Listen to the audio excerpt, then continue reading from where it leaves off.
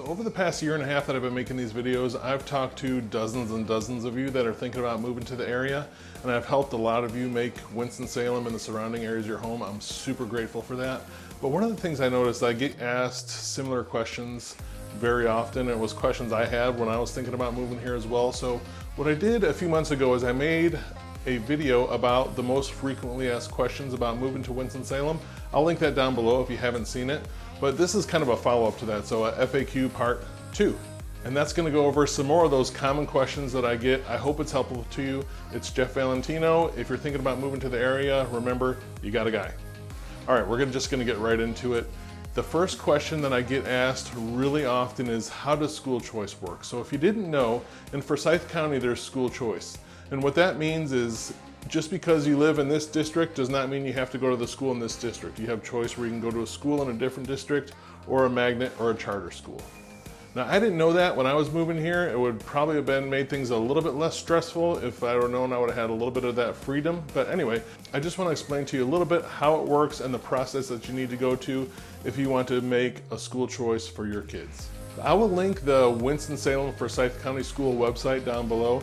That's where you're going to find the schedule and the timeline that you need to register and apply for these different school choices. When I'm creating this video in November of 2021, actually registration for school choice is going on right now. So it's similar times throughout the year, but anyway, it's good even if you're not thinking about moving right away or you're not thinking about changing schools this year. It's good information to have just so you can kind of see how the process works.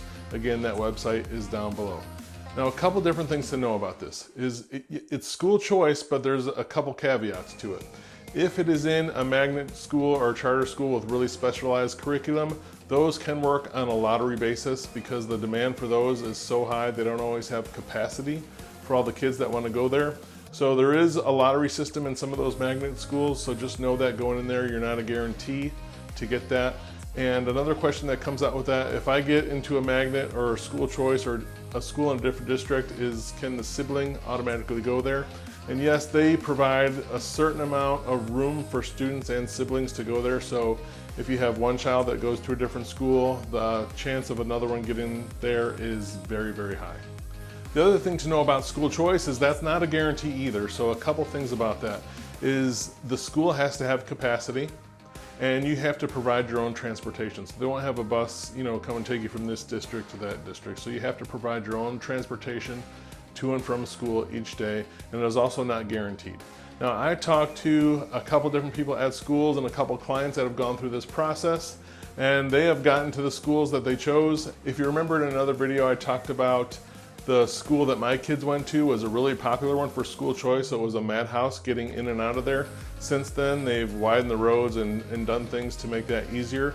But most of the schools have capacity, and most of the people that I talk to, they've been able to get into the school of their choice. So don't let that dissuade you, but it's not a guarantee that you're gonna get the exact school that you want.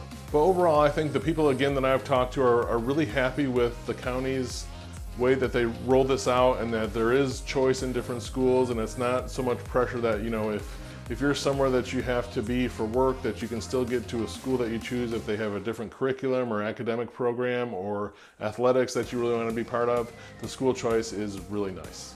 And then the next question that I get really often is, should we buy when we first get here or should we rent? Does it make sense where we rent for about 6 months or a year and just kind of get a feel? What if we buy and we don't like the neighborhood? What are we going to do? Does it just make sense to kind of get our feet wet and rent for a while first?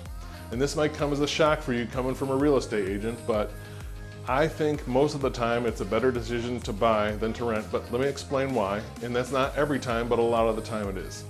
So the big reasons is right now we're seeing prices go up, we're seeing rates go up, and we're seeing rents go up, okay? It's a rare time in history when even with a small down payment, because rates are so low, your mortgage payment is typically gonna be less than what you would pay for a similar house on rent, and it could be by a significant amount. So first is you can almost always buy the house for less of a monthly payment than rent costs you, even if you're making a smaller down payment. The other reason it has to do with prices and rates. They're both going up. And let's kind of game that out for just a second on what that can mean for you over a 6 month or a year basis. Now last year, prices here went up about 10 to 15%. Some places they went up even more. So let's say you're looking at a $300,000 house, right? If you rent for that year and the market goes up just 10% this year, not the 15 or so percent that it did last year, but if it goes up 5 to 10% again, now that $300,000 house is a $330,000 house. And when you add into, if rates tick up as well, that can really affect your buying power. So now, not only that house 1 year ago was $300,000, now it's $330,000, and now rates are gone up as well. That can really make a big impact on your monthly payment. And you might not want to make that much of a monthly payment. You might not qualify for that much. So now the same houses you were looking for that are in that $300,000, now you got to drop down to the $250,000, $260,000 mark, which is a little bit of a different home. Maybe it's not going to have all the things you want or in the area you want, or maybe there's just going to be a ton more competition like there is in those $200,000 to $250,000 price points. So again, that could just make a really big impact, and that's probably the biggest reason, is just the finances of it all. Plus, when you consider, if you do get in that house this year and you don't like it, or the job doesn't work out, or you want to be in a different area or something like that, and you decide to sell, well, now because you've owned for that year, right, you have that 10 to 15% appreciation that you can now capitalize on when you sell. So now you bought it here, you can sell it here, which is what we like to do in real estate, right, is buy low and sell high. But now you can take advantage of some of that appreciation, and it's not going to hurt as bad when you have to change and move into your next house. So again, while it's not ideal, moving more than once is not ideal. If it happens, at least you got some extra equity in there to do it, instead of, one, it costed more, and two, you threw away all that money for a year on rent. So I just think with those things considered, it's almost always a better idea to buy rather than to rent. Now, that being said, there are some cases when renting makes more sense rather than buying, right? If it's a temporary assignment that you're on. Or I've had a couple clients that have been, in the traveling medical field, and they're only gonna be here for a little while, or they're gonna be bouncing around or not home a lot. For them, maybe it made sense.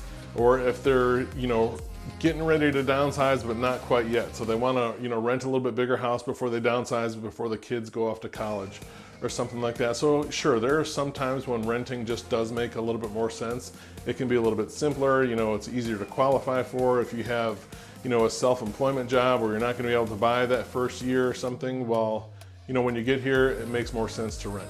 But again, in most cases, it does make a little bit more sense to buy, especially given this climate with prices and rates going up. All right, the next question I get really often is, how is the traffic? And this is a little bit of a mixed bag, but I'm gonna give you my perspective on it and then give you some resources that I hope are helpful for you too, so you can just kind of do a little bit of your own research as well. I've seen what it says online about the traffic can be bad, and I've seen other people say that the traffic in Winston-Salem is bad, but I'm looking at this through my lens of coming on from the suburbs of Chicago and working in and around Chicago a lot, where traffic is just horrendous. I mean, it's, almost any time of day or night in some of these places it's backed up. Commutes of taking a really long time just to go show, a house that's 5 miles away. It's, I've seen a lot of that in Chicagoland. I've also shared the same experience with other clients that are moving from, California, and they're like, the traffic here, it's kind of laughable. It's like non-existent, it's so easy to get back and forth to everything. And so many people have commented to me about that. Now, I'll contrast that with people that have moved from, a small town outside in Texas somewhere, or someone else that's moved here from another small town out in Arizona, well outside of the suburbs of Tucson. So for them, they think getting around is easy because they're used to going into those cities where they can see traffic and things like that. So they say that it's easy also. I just haven't run into a lot of people that say the traffic here is bad. I don't know. But here's what you can do to find out for yourself and to get a little bit more information, is if you go onto Google and Google Maps, select a couple different destinations. If you think you're gonna work here and live, here, so if you're gonna work in Winston-Salem and live in Clemens or something like that, pick a couple spots in there and look at the route, but then you can also change the times of day.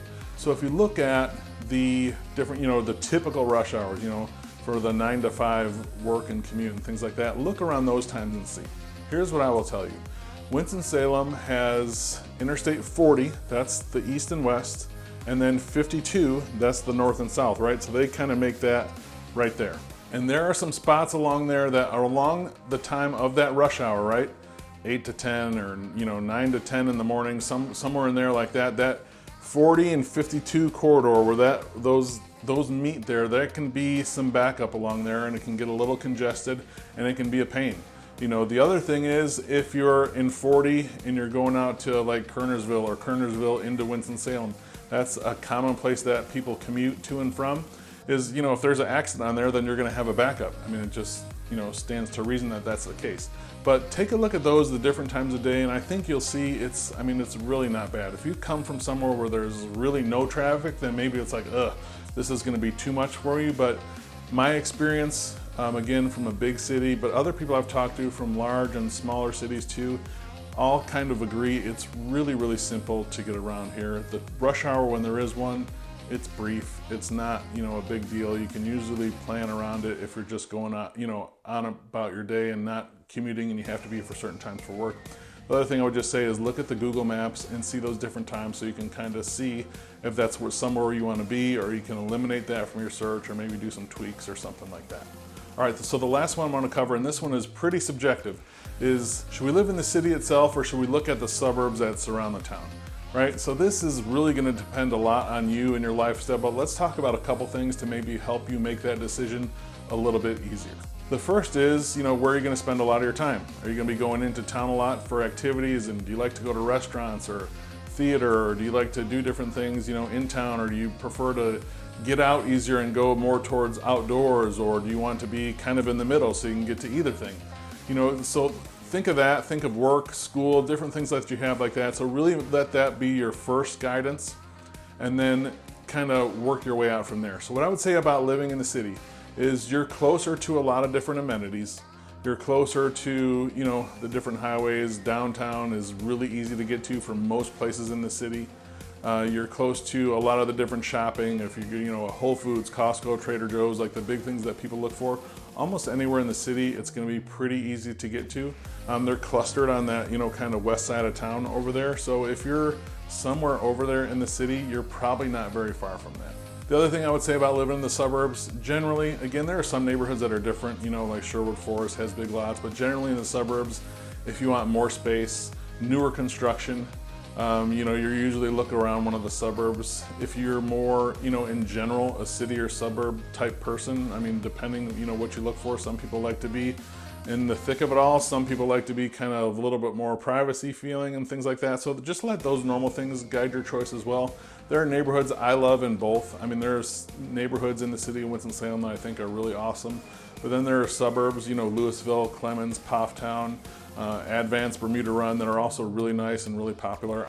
I think you can find one that'll make you happy. It's just really take a look at those and the types of houses and the type of construction that are in there, and just really start to weigh that with your other lifestyle things you have going on for work or school, or kind of what your activities are, and go from there. But, you know, I think I would have been happy in either. I'm a little bit more of a suburb person, so I live just outside of Winston, but I can get to downtown in 15 minutes. That's kind of my thing and what I like, because I like going to restaurants and things like that. I go into the city often when I'm not working especially, but I spend a lot of time there, but prefer to live just outside of it in one of the suburbs, because that's where I moved from, and that's just kind of what I'm used to, and that's what I knew.